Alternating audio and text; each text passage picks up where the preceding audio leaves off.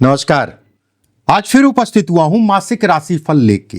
अक्टूबर 2025 सभी राशियों के लिए कैसा रहेगा, क्या स्थितियां बनेंगी। यह महीना बड़ा खास है। 5 ग्रहों का गोचर होगा इस महीने में, और खासकर अगर कहा जाए तो देवगुरु बृहस्पति गुरु अगर मैं कहूं तो 18 अक्टूबर को मिथुन राशि से निकल के कर्क राशि में गोचर करेंगे। शुक्र अगर मैं कहूं तो 9 तारीख को कन्या राशि में गोचर करेंगे। सूर्य ऊर्जा, सूर्य साहस, सूर्य तुला राशि में गोचर करेंगे। तुला राशि अगर कहा जाए सूर्य की नीच की राशि है। बुध 2 बार गोचर करेंगे, 2 तारीख और 24 तारीख को। वहीं मंगल अगर कहा जाए तो 27 तारीख को अपनी राशि का परिवर्तन करके जो है तुला से वृश्चिक में गोचर करेंगे। यह महीना कैसा रहेगा, मेष से लेकर मीन तक, इस पे विस्तार पूर्वक चर्चा करेंगे। चाहे आपका कैरियर हो, चाहे धन की बात हो, चाहे शेयर मार्केट की बात हो, चाहे बिजनेस की बात हो, चाहे नौकरी की बात हो। और नौकरी में भी नौकरी सरकारी है या प्राइवेट है, या कोई नौकरी आप ढूंढ रहे हैं या कोई नौकरी बदलना चाह रहे हैं, कैसी होगी। शिक्षा की भी बात करेंगे, वैवाहिक जीवन या वैवाहिक जीवन के सुखों की भी बात करेंगे, या विवाह के लिए कोई रिश्ता देख रहा उस पर भी बात करेंगे। स्वास्थ्य सबसे इंपॉर्टेंट विषय है, उस पर भी बात किया जाएगा। और प्रेम संबंध पे भी बात करेंगे। चलिए, ये सारे पहलुओं पे बात करेंगे और डिटेल में बात करेंगे। अगर इस महीने में कोई समस्या दिख रही है, उसका क्या उपाय होगा, लास्ट में वीडियो में उस पे भी बात करेंगे। मैं कुछ उपाय आपको बताऊंगा, उपाय करिएगा। मासिक राशिफल अगर कहा जाए तो कहीं ना कहीं ग्रहों के गोचर पे और कहीं ना कहीं अनुभव पे आधारित होता है। देखिए, अगर आप पहली बार मेरे चैनल पे आए तो चैनल को सब्सक्राइब जरूर कर लीजिएगा, जिससे आने वाले समय में कोई भी वीडियो भेजी जाए, चाहे वो पामिस्ट्री की हो, चाहे जन्म कुंडली की हो, चाहे आपकी राशिफल की हो, वो आपको समय से मिलती रहे। अगर आप पहली बार चैनल पर आए, बहुत अच्छा सा समय, बहुत अच्छा सा मुहूर्त, और कहीं ना कहीं नवरात्रि का समय। चलिए, कार्यक्रम को शुरू करते हैं। एक चीज का यहां पर ध्यान रखिएगा, मेरा राशिफल आपकी चंद्र राशि पर आधारित है। चंद्रमा जहां पर भी जन्म कुंडली में बैठा वो आपकी चंद्र राशि हुई। अगर आपको अपनी राशि का नहीं पता तो नाम राशि के आधार पर भी इस कार्यक्रम को देख सकते हैं। देखिए, मेष राशि वालों के लिए अगर कहा जाए तो तृतीय भाव में गुरु, पंचम भाव में शुक्र और केतु, छठे भाव में सूर्य, बुध और मंगल अगर कहा जाए तो सप्तम में, और लाभ में अगर कहा जाए तो राहु, और शनि और चंद्रमा अगर कहा जाए, चंद्रमा तो मूविंग है, द्वादश में रहेंगे। ये जो मैंने शुरुआत में बताया ना, 18 तारीख को गुरु राशि का परिवर्तन, या 27 तारीख को मंगल का राशि का परिवर्तन, या सूर्य 17 तारीख को गोचर कर रहे हैं, उन सभी ग्रहों की प्लेसमेंट देखते हुए ही मैं आपके सामने उपस्थित हुआ हूं, और जो भी विश्लेषण करूंगा उन सभी चीजों को देखते हुए ही करूंगा। चलिए, बात करते हैं मेष राशि वालों के लिए क्या स्थितियां रहेंगी इस महीने में। देखिए, मेष राशि वालों के लिए अगर कहा जाए, शरीर बहुत ज्यादा किसी प्रकार की चाटुकारिता नहीं कर पाते। मेष राशि वालों का स्वामी अगर कहा जाए मंगल है, मंगल अगर कहा जाए सप्तम में, वहीं सूर्य अगर कहा जाए छठे भाव में। ऐसे में कहा जाएगा महीना अच्छा है, काम धाम से संबंधित चीजों के लिए अच्छा है, धन की इनकम के लिए अच्छा है, व्यवस्थाएं आपकी बढ़ेंगी, उसमें भी कहीं कोई दो राय नहीं है। वहीं पे शनि और सूर्य एक साथ आमने सामने होना। देखिए, शनि राजा है, सूर्य ग्रहों में राजा है। ऐसे में कहा जाएगा 2 राजा आमने सामने, 2 राजा आमने सामने। अब सही सी बात है, 2 राजा आमने सामने आ जाएं मैदान में तो कोई झुकना नहीं चाहेगा।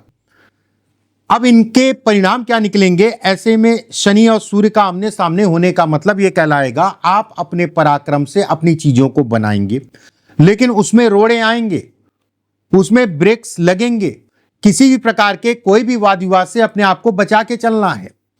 जो भी आपके अधिकारी हैं, जो भी आपके बॉस हैं, वो कुछ चीजों को लेके आपके साथ उनका तनाव हो सकता है। शनि अगर कहा जाए तो द्वादश में होना, सूर्य अगर कहा जाए तो बॉस हैं आपके, उच्च अधिकारी हैं, आला अधिकारी हैं। कुछ चीजों को लेकर तनाव हो सकता है, लेकिन अंततः अगर कहा जाए तो सूर्य विजयी। सूर्य का छठे भाव में होने का मतलब यह कहलाएगा कि कितनी भी समस्याएं आएंगी कुछ समय के लिए आएंगी, और अपने बुद्धि अपने विवेक से आप चीजों को निकाल ले जाएंगे।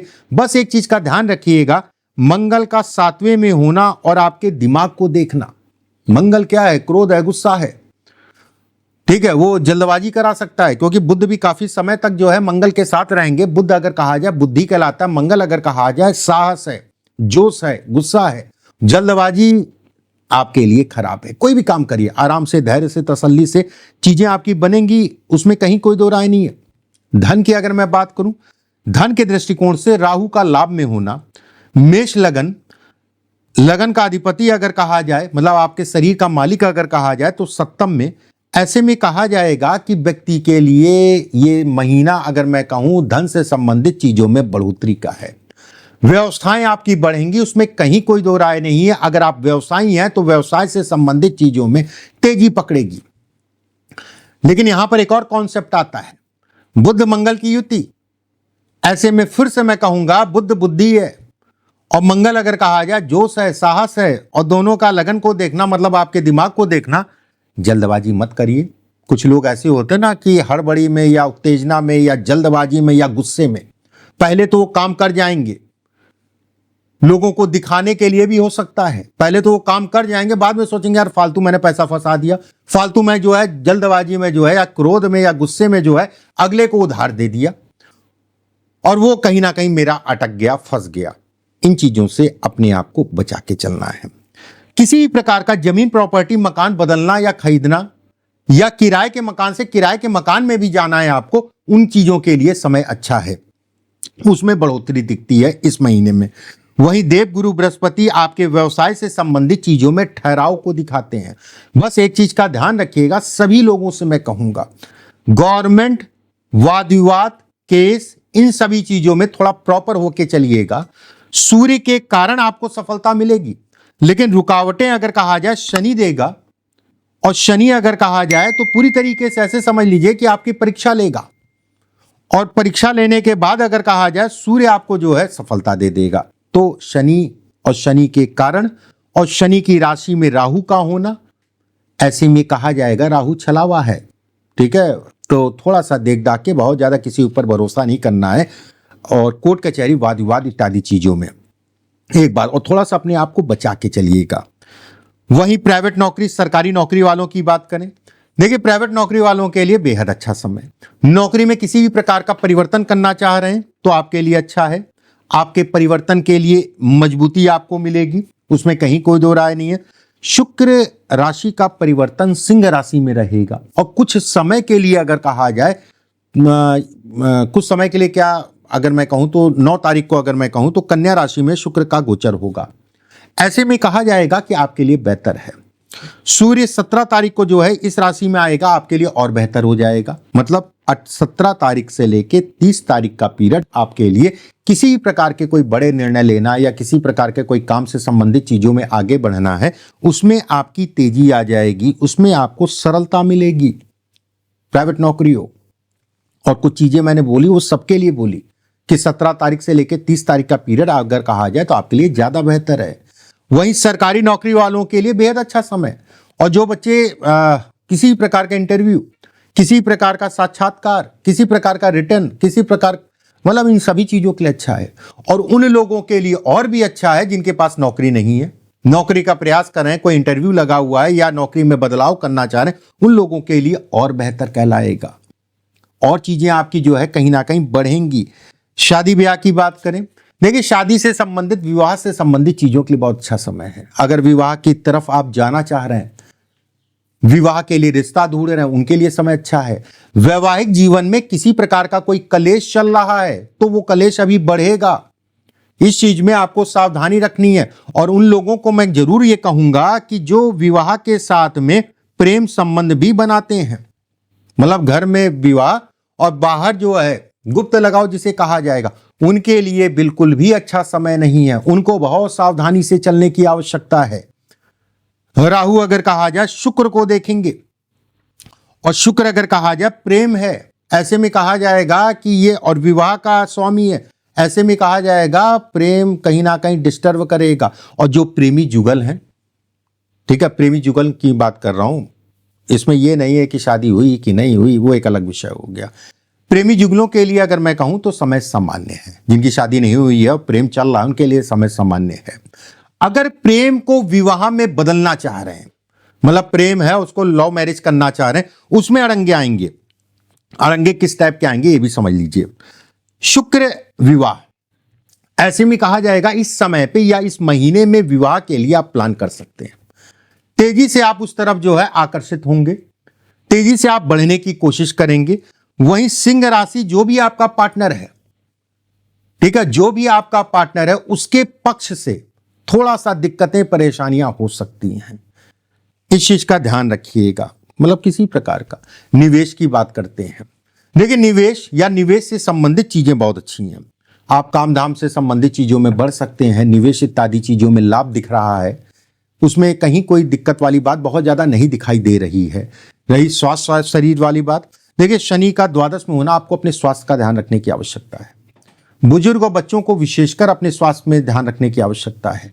पीछे अगर किसी का स्वास्थ्य दिक्कत है, क्योंकि स्वास्थ्य ये है और यही अगर कहा जाए तो ऊर्जा है, और जब स्वास्थ्य और ऊर्जा जो है दोनों शनि के संपर्क में आ गई, और खासकर 16 तारीख तक का आपको इस महीने, मतलब आधा महीना, और खासकर अगर मैं कहूं तो 7 तारीख से लेकर 16 तारीख के बीच का पीरियड आप सभी को स्वास्थ्य से संबंधित चीजों में अवेयर रह के चलने की आवश्यकता है। बाकी ऐसा कोई डरने वाली बात नहीं, चिंता वाली बात नहीं है कि बहुत घबराने या डरने वाली बात है।